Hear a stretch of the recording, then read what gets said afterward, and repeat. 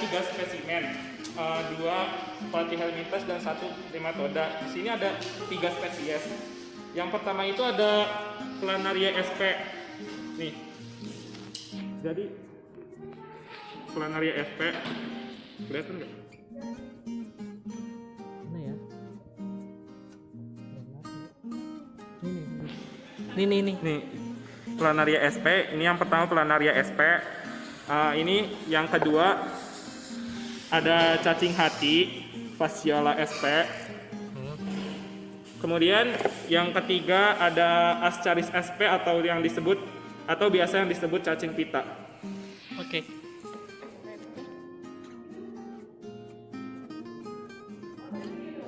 Baik, di sini saya akan menjelaskan spesimen pertama yaitu Planaria sp.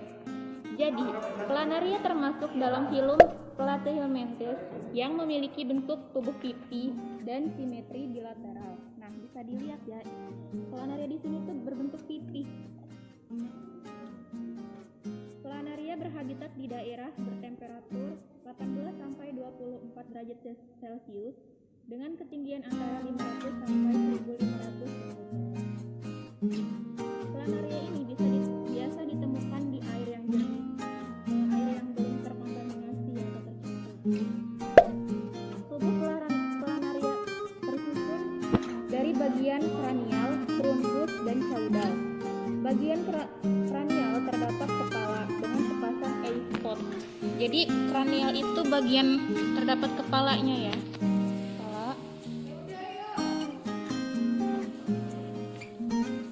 Dengan sepasang eye spot yang berfungsi sebagai fotoreseptor dan sepasang auricle yang terletak di bagian lateral tubuh.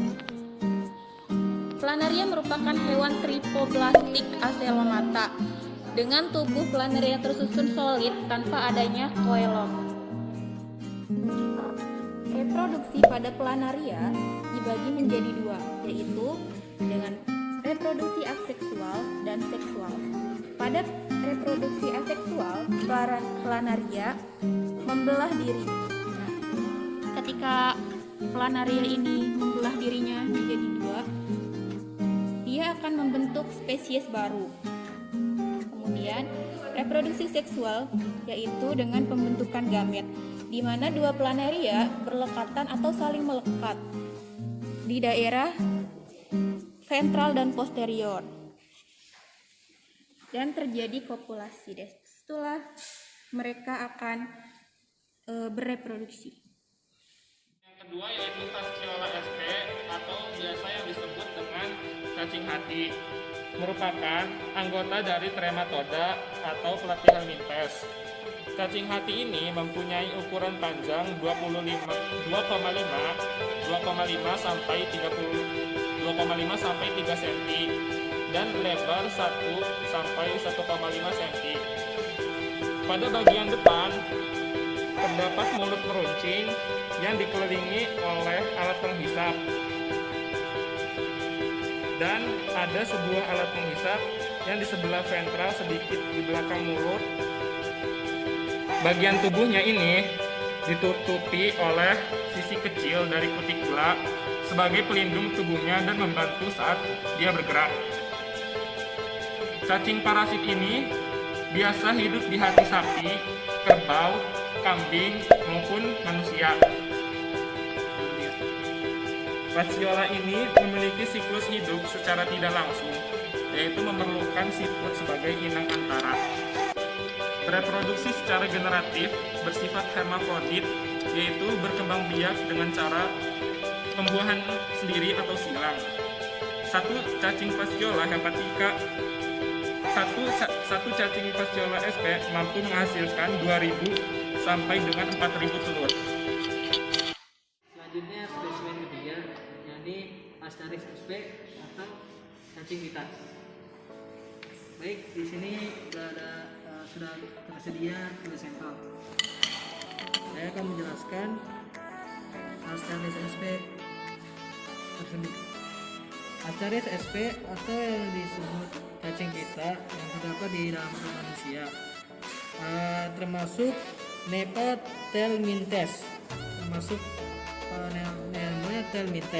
Ciri-ciri dari Nemata mintas ini antara lain sebagai berikut. Tubuh simetri bilateral atau seperti ini, bulat, panjang atau geligi, disebut cacing geligi. Dalam biologi cacing geligi memiliki saluran pencernaan. Mungkin tidak terlihat di sini. Cacing ini berumah dua itu maksudnya ada betina, ada jantan. Memiliki rongga badan palsu tripoblastik, pseudocelomata, cosmopolitan, ada yang parasit dan ada pula yang hidup bebas.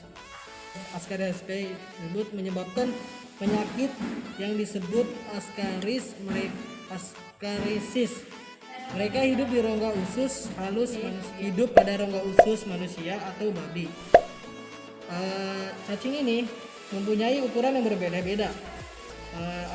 Ada cacing betina dan ukurannya sangat besar, dan cacing jantan tersebut lebih kecil daripada cacing betina. Sekitar ukuran cacing betina itu 22 cm sampai 35 cm pada cacing betina. Nah, pada cacing jantan berukuran 10 sampai 30 cm. Akan menjelaskan juga perbedaan dari Ascaris sp ini. Membedakan pala dengan anus. Pala itu lebih kecil ukurannya dan anusnya lebih besar. Sama seperti jantan juga, seperti betina, palanya lebih kecil dan anusnya lebih besar. Tetapi perbedaan betina dan jantan? Perbedaan betina dan jantan itu betina itu anusnya lurus. Dan pada jantan itu dia melengkung seperti ini. Nah itu. Sepertinya melengkung dan betina itu lurus. Nah ini anusnya. Kalau kita mau membedakan, kita melihat anusnya dan ukurannya. Oke, terima kasih. Untuk cacing betina Ascaris sp ini dapat berkembang biak sampai dengan menghasilkan 200.000 telur setiap harinya. Telur cacing ini dapat termakan oleh manusia melalui makanan yang terkontaminasi, maksud seperti itu. Telur ini menetas di usus.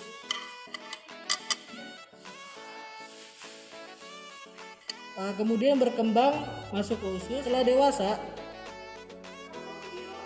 cacing dewasa, Ascaris sp ini akan mendiami usus manusia dan menyerap makanan di sana. Di samping tumbuh dan berkembang biak. Inilah yang menyebabkan seseorang menderita kurang gizi karena makanan yang masuk diserap terus oleh Ascaris sp. Kemudian saya akan menjelaskan cara pengawetan spesimen. Di sini sudah tersedia alkohol 70% dan botol pengawet. Pertama, alkohol dimasukkan ke dalam botol.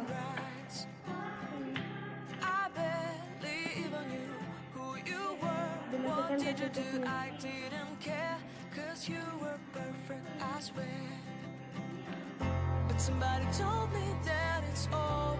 Kemudian spesimennya yang sudah mati dimasukkan ke dalam botol.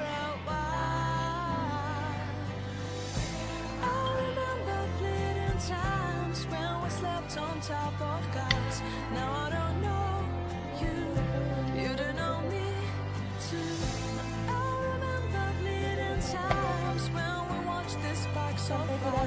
Now I don't know you, you don't know me too.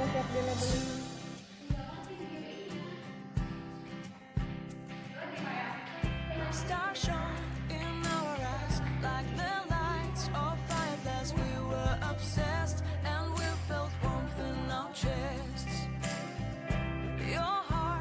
Full of dreams, it made you feel extreme. Give me a sign if you keep it in mind. But somebody told me that it's over. I know it's true. You made me happy for a while.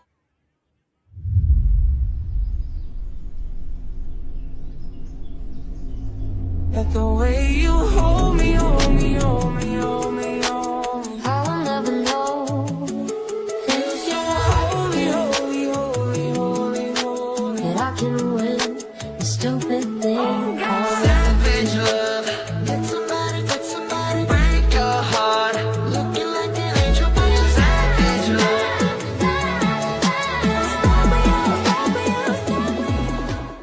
Saya dari kelompok 6 bersama rekan saya. Kita lagi di Cibulakan. Pertama kita mau nyari sampel planaria. Nih, jadi di sungainya lihat nih. Sungainya itu yang masih jernih.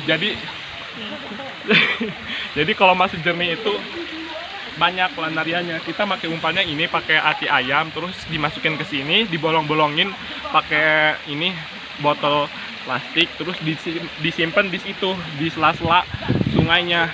Nanti kita tunggu 30 sampai sejam baru dapat nih. Kita udah dapat banyak. Tuh, lagi pada jalan tuh.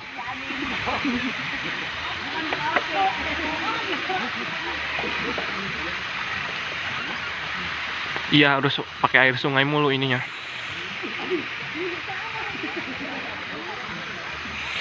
Tuh, teman-teman tuh. Bagus banget.